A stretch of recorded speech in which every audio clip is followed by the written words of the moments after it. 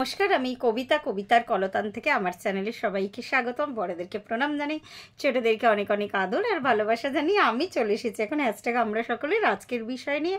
আজকের বিষয় দিদি রঞ্জনা দি দিয়েছে। দিদিকে অনেক ধন্যবাদ আজকের বিষয় দেওয়ার জন্য। বিষয়টা হলো যে মশা, মাছি, আরশোলা, তো আমরা এই জিনিসগুলোকে আমাদের জীবনযাত্রা যেরমভাবে চলে আর কি, তো আমরা বাধ্য হই এদেরকে মারতে।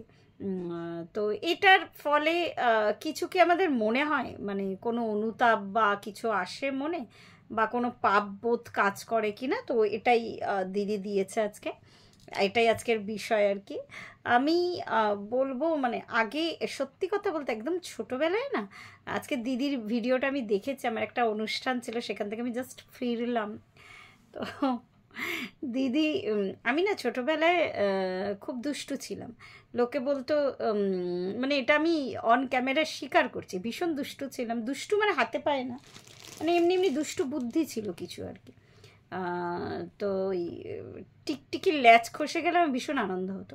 মানে ওই টিকটিকিগুলোকে ওরমভাবে তাড়া করতাম আর কি, মারার চেষ্টা করতাম যাতে ল্যাচ খসে যায়। মানে অদ্ভুত একটা আর কি, মানে অ্যাকচুয়ালি আমি ভয় পেতাম, এখনও ভয় পাই টিকটিকি, ইঁদুর, আরশোলা।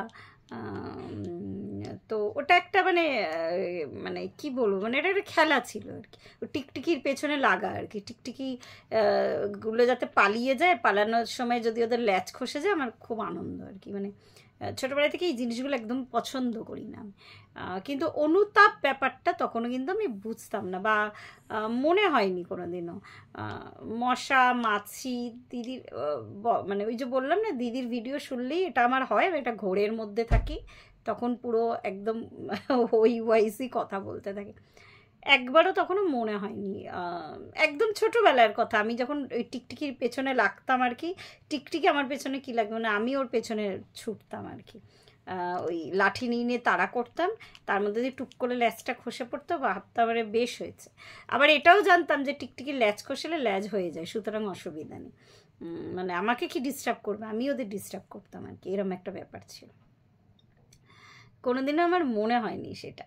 কিন্তু যেমন এখন রান্নাঘরে আরশোলা, ইঁদুর, মানে যত দিন যাচ্ছে মানে এগুলোর প্রকোপও মনে হয় বাড়ছেই। আমার এই ফ্ল্যাটে আমি 2016 সালে এসেছি, কোনোদিন ইঁদুরের মানে এত বড় বড়, এরম বড় বড় ইঁদুর আমাদের দোতলার উপরে পাইপ বেয়ে বেয়ে ওঠে। মানে আমি তো সাংঘাতিক ভয় পাই, মানে পারলে রান্না আর কি না করে আমি হাত পা তুলে বসে থাকি আর কি। তো এরকম একটা উপদ্রব এই দেখছি আমাদের এই কমপ্লেক্সের ভেতরের রাস্তাটা মানে ইয়ে করা হয়েছে, বাঁধানো হয়েছে সুন্দর করে। তো তারপরে দেখছে অ্যাকচুয়ালি ওদের বাসাগুলো ভেঙে দেওয়া হয়েছে না, তারপরে অত বড় বড় ইঁদুরের সাথে কি করে মোকাবিলা করব, তো ওদেরকে মারতেই হয় আর কি। আর এমনি আমি আগেই বললাম যে একটু এগুলো থেকে আমি একটু ভীতু আর কি। তো এখন আমার ওই মনে হয় যে পাপবোধ, মানে সত্যি কথা হয়তো ওই যখন দেখি মানে ওদের মানে বীজ দিতে হয়, মানে তখন দেখি আর কি, ওই ছোটো ছোটো কেক যেগুলো পাওয়া যায় ওদের, গুড নাইটের একটা ইয়ে পাওয়া যায়, মানে কিছু করার নেই, এগুলো মানে এমন আক্রমণ করে সারাক্ষণ রান্নাঘরে, মানে তছনছ করে রাখে ওরা আর কি। তো আমার আমার হাজব্যান্ড একটু দয়া মায়ার মন আর কি, তো ও কল এনে রেখেছে, ওই কলেও তারা পড়ে না আর কি, মানে বাধ্য হয়ে, মানে একসাথে 3-4টে ওরকম বড় বড় ইঁদুর আক্রমণ। এটাই বছর 2-1-3 হলো আমি দেখছি, আগে এরকম ছিল না। আগে ছোটো ছোটো, এই বাড়িতে তো দেখিনি ইঁদুর, এই বছর 2-1-3 এরকম বড় ইঁদুরের আক্রমণ। আর আমি ভাড়া থাকতাম যখন পুরোনো বাড়িতে, ছোটো ছোটো ইঁদুর, মানে এরকম আক্রমণ হতো না আর কি। যাই হোক, তো তখন না, তখন দেখে একটু কষ্ট হয়, যখন দেখি আর কি বুঝতে পারি হয়তো ওই কেকটাও খেয়েছে, তখন দেখে একটু মনটা আর কি কষ্ট হয়। এটা রিসেন্ট হচ্ছে। আর সবথেকে বড় কথা, এরা রোগ ছড়ায়, মশা, মাছি, টিকটিকি কোনো রোগ ছড়ায় না, ওটা একটা ছোটোবেলার আনন্দ, মানে আর কি ওদেরকে তাড়া করাটা একটা আনন্দের মধ্যে ছিল।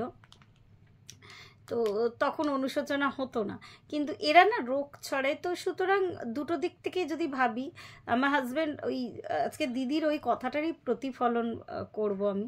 তো বলে যে না, এদেরকে মারতে নেই, জৈনরা কখনো ইঁদুরকে মারে না, জৈনরা তো কিছুই মারে না, ওরা এতটাই আর কি কম্প্যাশনেট। তো যেহেতু রোগ ছড়ায় বা রান্নাঘরে এরকম হুলুস থুলুস করে আর কি, আর মশা তো আমরা জানি মানুষের মৃত্যু পর্যন্ত হতে পারে। তো আমি ফেস করেছি দুবার আর কি মশা কামড়ের, মানে আমি প্রায় মরে যাচ্ছিলাম। 107 জ্বর, মানে লোকে বিশ্বাস করবে না বলে, তখন ম্যালিগন্যান্ট ম্যালেরিয়া প্রথম এসছে কলকাতা শহরে 97, আমি তখন অনেকটাই ছোট, তো ওই ম্যালেরিয়া আমার হয়েছিল।